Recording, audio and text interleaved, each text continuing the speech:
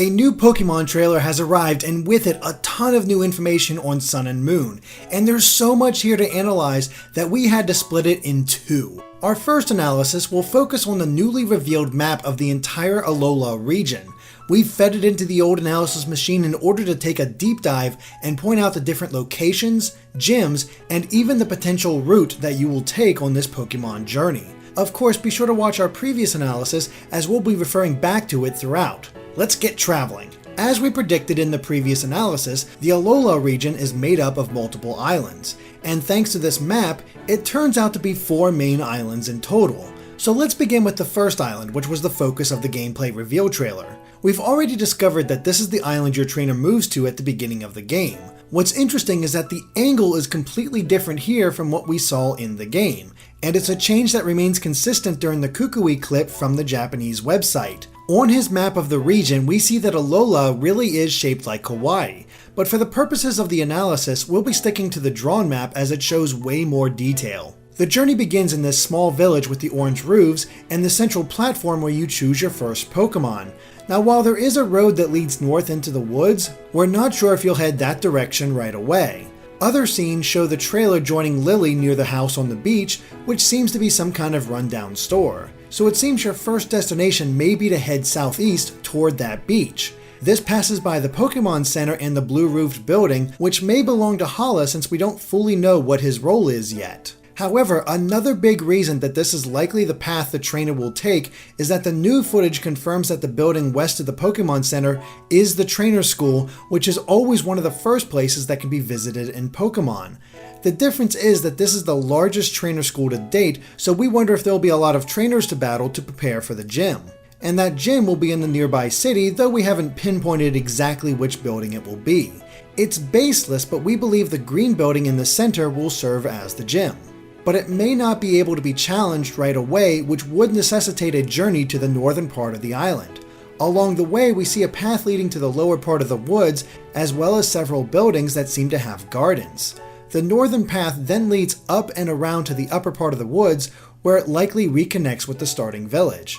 Somewhere in there is where the gym leader might be, or it's possible that players can choose to travel that way completely on their own if they so choose. But we expect more of a guiding hand to lead trainers to the northern part of the island. Before we leave this first island though, we want to bring your attention to the large mountain in the south. There we can see a patch of grass at the top, which seems completely inaccessible, unless the ability to soar returns from Omega Ruby and Alpha Sapphire. Perhaps that's the only way to reach the top of this mountain to encounter rare or unique Pokemon. It would make for a good reason to come back and explore in the late game. After all, there are smaller islands that seem impossible to reach until trainers can use the Surf HM. After defeating the gym, the player will likely gain access to the Blue Dock and take a boat to the next island, which we believe will be the one to the northeast. There's another Blue Dock for the boat on the western edge, which leads to the next town. And this town is significant because it's where the hotel from the concept images is located. However, we don't believe it'll be a gym. It may be either a unique place to battle other trainers, or it could be the Alola region's version of the Battle Chateau. This town seems to feature another unique location though. Just behind the tan building is a clearing in the forest, and near it is a large body of water. What is the purpose of this location? Is it a nature preserve, or some other kind of clearing? We doubt it's the Safari Zone because it would be so early in the Pokemon adventure. Whatever it is, it stands out. Continuing on, there's a path in this town that leads south through what is either a forest or a cave. Either the trainer will make their way over it or through it, which makes the placement of the Pokemon Center nearby very convenient. On the other side is what appears to be a set of 4 stones. Based on their shape and the distance from the western town, we believe this place is actually a Pokemon graveyard, so we could probably expect general creepiness here. But the town itself is interesting since it's styled in a more Japanese manner. Both the gate and the buildings stand out as Japanese influenced. While most of the houses are identical, there is a blue one just outside the gate, a green one near the docks, the Pokemon Center, and the lighthouse. Of these buildings, we believe the second gym will be located within the lighthouse itself. It's not impossible considering Kalos's 5th gym was in the Prism Tower in Lumiose City. Wherever the gym may be located, defeating it will likely open the way across the White Bridge to some kind of massive resort. This has to be a diversion considering there are no other buildings besides the main one itself. It contains 4 pools of water, a small dock, a private beach, and what appears to be a golf course leading up to the mountain. However, there's nothing beyond these features and all lead to a dead end, which is what makes us believe this will be a diversion in order to access the next town, which lies to the north. After a short patch of woods, the following road leads completely straight with several locations branching off from it. We'll address each as we go north. The first town is just past a white arch and only features the Pokémon Center and a brown building in what looks to be a park. North of this is what looks to be a contest hall based on the lively colors and size. It seems likely that contests will return considering the extra focus they received in Omega Ruby and Alpha Sapphire. Next to it is what we think might be a visitor's center considering the parking lot with 2 trucks nearby and another arch that leads directly into a dormant volcano. Well, it might not be dormant considering we can see lava pools and steam rising from the mountain. But nonetheless, it looks like we can explore this area and even surf to the nearby island, which is also smoking. So yeah, it's a sure thing we'll find fire Pokemon here. Returning to the main road and heading north, we can see a farmhouse with a silo and a fenced-in area containing a wagon. It makes sense that the land would be so fertile next to a volcano, if a little dangerous. But rather than just a farmhouse that we can visit along the way, this place seems to have more importance considering the presence of a Pokémon Center. If we had to guess, this could mean that the 3rd gym can be found in this area, though we're not completely sure of that. Continuing north, we see a small indent in the volcano, but there doesn't seem to be anything of note there. Maybe it's just a good spot to catch new Pokémon. Either way, the road ends at a small building next to a Pokémon Center. A strange formation of rocks and water in the shape of a basin is just beyond this, but we have no idea what kind of activity could take place. It may be just as simple as something interesting to look at until we reach the northernmost building next to a Pokémon Center. Again, we don't know what this building could signify, but it might be important if it has a Pokémon Center nearby. Unfortunately, we don't have any solid ideas of what it could be other than a potential gym. But it seems strange to host a gym so far away from any nearby towns. The road does continue to the right and seems likely to meet up with the path that was east of the volcano. While we're not sure which direction we'll travel on this island, it does seem like the best candidate for the second island visited, especially when examining the other 2. And speaking of which, when the trainer returns to the Blue Dock, their next destination will be the island to the south since it also contains a Blue Dock. What's strange about this town though is how there's seemingly no Pokémon Center. Before this, they seem to be peppered everywhere, but not here. Well, we think there is one, it's just hidden. One of the buildings has a red square and a light green square attached to the outside. Considering the traditional Japanese designs of the buildings, what if this town required the center to blend in with the rest? It's not a rock-solid theory, but it's rare for a town to have absolutely no Pokémon Center as you progress through the game. Beyond that, the town has a few other strange sights. For one, the northernmost building is far from the rest and has a layered roof. What could be held inside? In addition, there's a larger building within the town and just south of it is a platform. Could some kind of special Pokémon battle be held there? Or does this platform hold some other kind of purpose?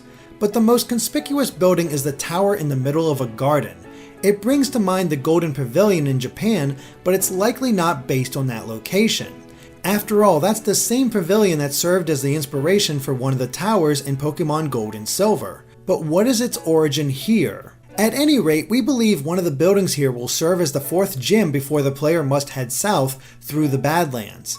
All throughout this section we can see dried out trees and sand, but there does seem to be a path to an orange building that has been gated off and resembles a power plant. We'd be willing to bet that this will somehow tie into the new evil team's plans for domination like previous teams before. But it's also possible that it's just an extra location to catch electric Pokemon. On the southern edge of the Badlands is a purple building with a slacking sign on top.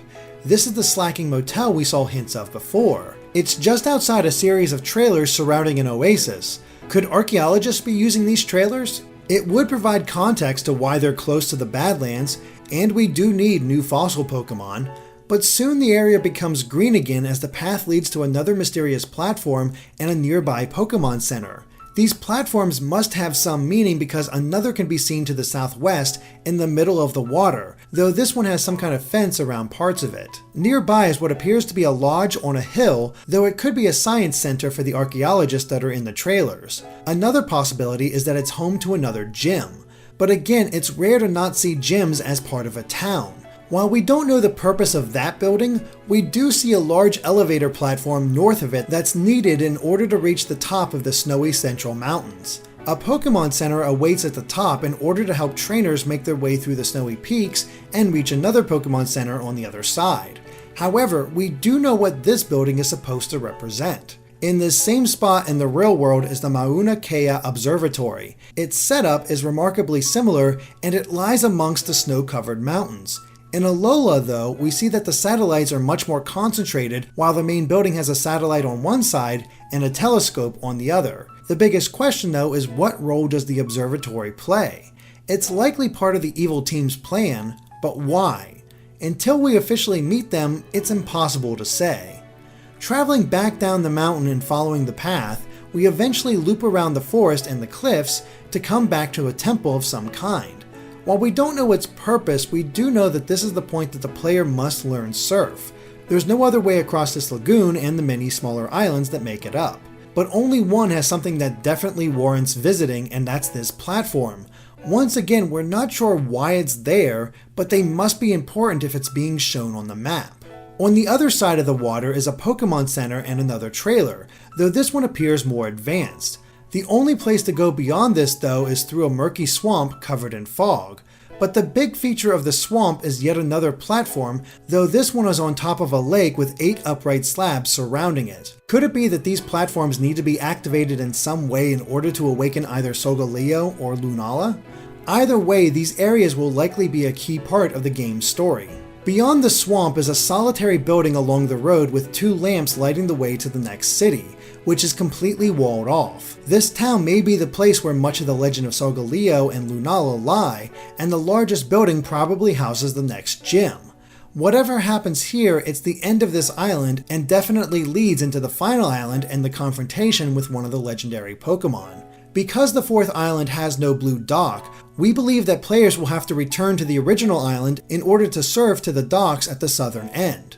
There, players can use the only Pokémon Center on the island. The town it's in seems to be comprised of just the docks with 2 large structures, a tree in the middle, and an empty platform opposite of the Pokémon Center. From here on, the rest of the island appears uninhabited. Going west from the village leads to a beach and 2 jutting cliffs, while heading east shows that an ancient civilization once lived here.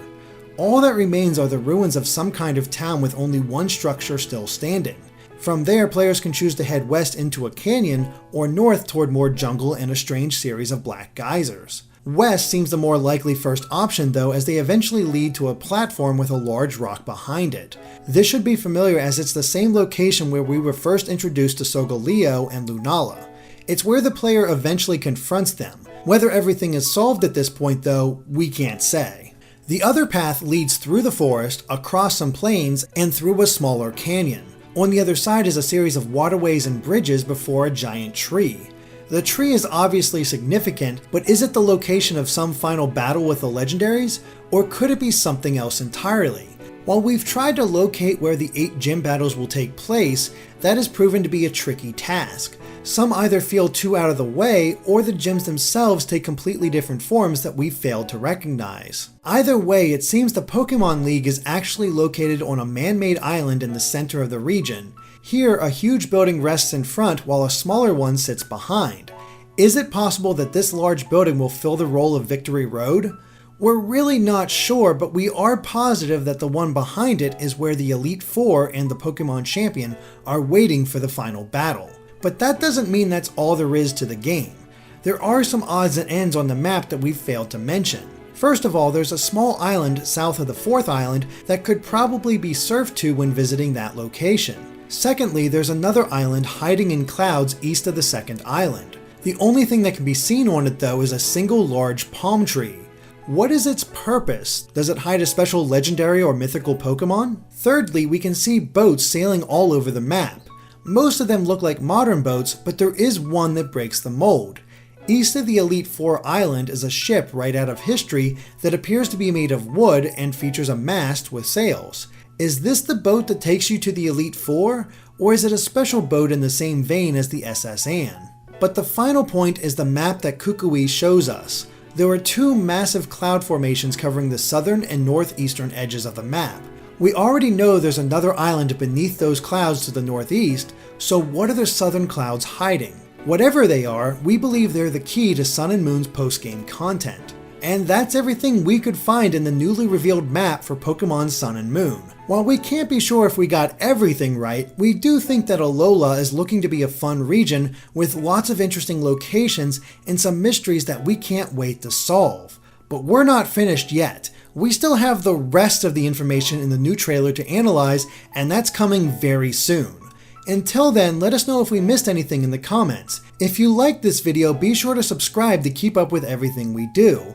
Thanks for watching, and make sure to stay tuned to Game Explained for more on Pokemon and other things gaming.